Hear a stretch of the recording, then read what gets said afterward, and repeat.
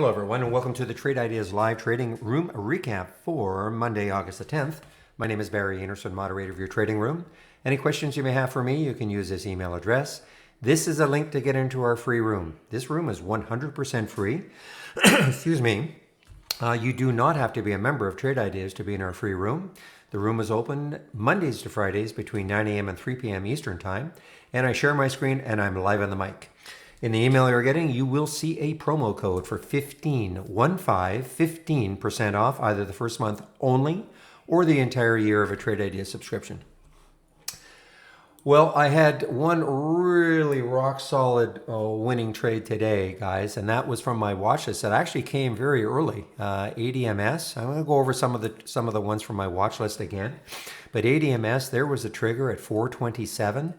The time was at 9:46, and in my watch list, in this window here that you see, I purposely put a delay so I will not see anything until at least 9:45. The reason I do that is I kind of like to see things settle down a little bit. A lot of times in the first 15 minutes, you'll see stocks move up, move down, move up, move down. So not that after 15 that you're definitely going to get the trend you're going to see all day, but certainly in the first 15 minutes, I've just over the a lot of years of trading, I've just found that it can be very frustrating to try to trade in the first 15. So that's why this watch list delays everything until at least 9:45. Doesn't mean So there was the first alert at 9:46. So what was the price? 427, right there.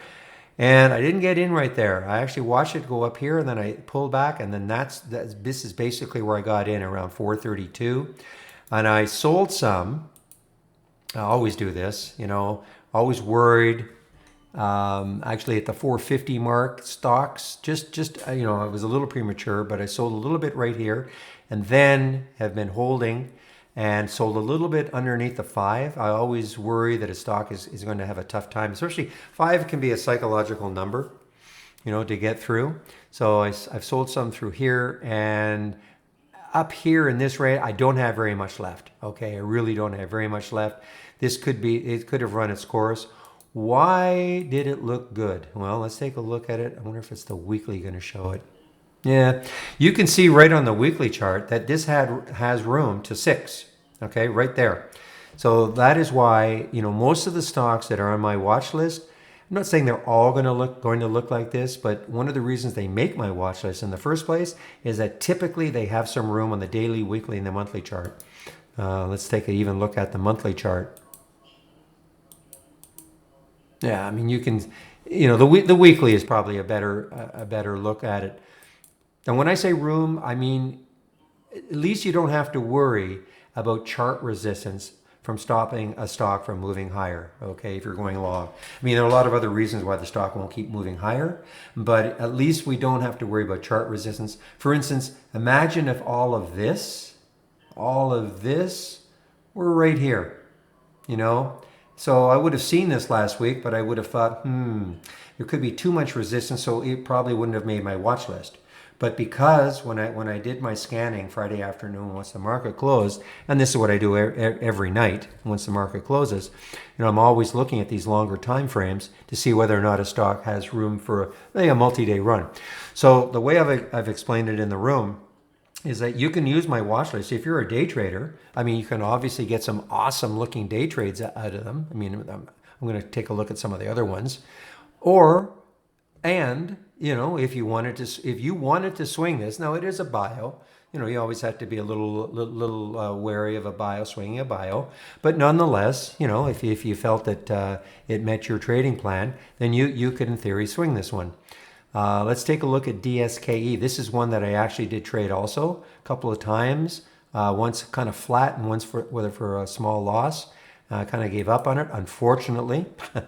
But he had the alert. I didn't, had I got in the alert at 6:04, obviously it would have been better. But even so, look at that bottoming tail down to 6. So anyway, I did trade this one a couple of times.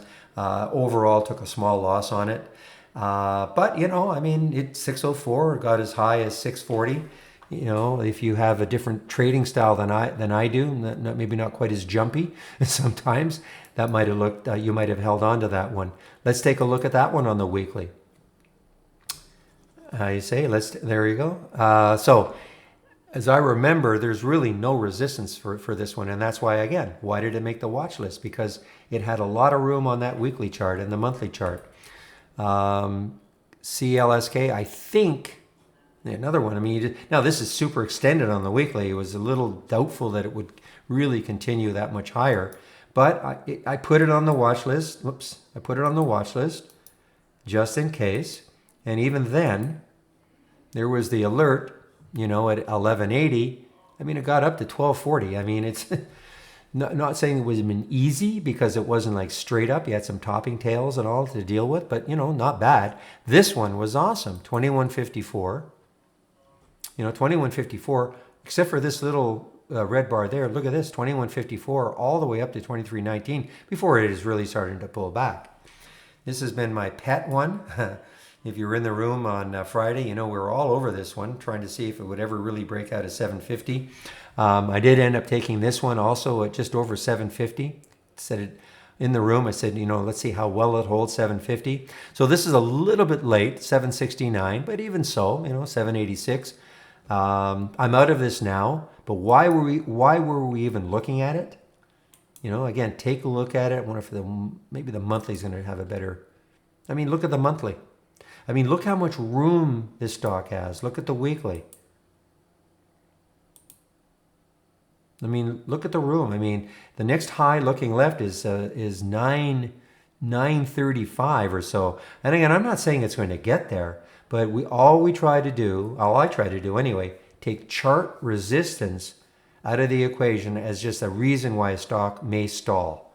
And so that's why I love to see, lots of like gaps, voids, whatever you want to call it. What did CBay do? I'm going to have to get to the 15-minute chart. So not bad. I mean, there's the alert, CBay, the alert at 660. It got as high as 698. Not bad. Not a little bit choppy. Gelled, I don't think really. 2505. Yeah, it didn't really do much. Once it got over 25, it started to fade. Tapestry, I tried to trade this one early and got out of it. Just not dynamic enough. And then what did this one do? AMSC. I don't think this one really did anything. Yeah, this one didn't do anything. But you take ADMS, this one, this one, this one, this one, this one. Not bad. 5 out of 7 or 5 out of 1, 2, 3, 4, 6 out of 9 worked very well. So, the watch list is really performing. It performed last week. I think had 3 great days and maybe 1 iffy day and 1 okay day. So, can't expect it to be, awesome every single day, but definitely, the ADMS is the only trade you would have needed. I mean, just an awesome percentage move from 427 all the way up to 539. All right, everybody, I do want to get back into the room, so I'm going to shut that down, bring back the capture program. If you have any questions for me, you can use this email address. This is a link for the free room, and I'll open the room tomorrow at 9 o'clock Eastern. I hope to see you then. Bye-bye.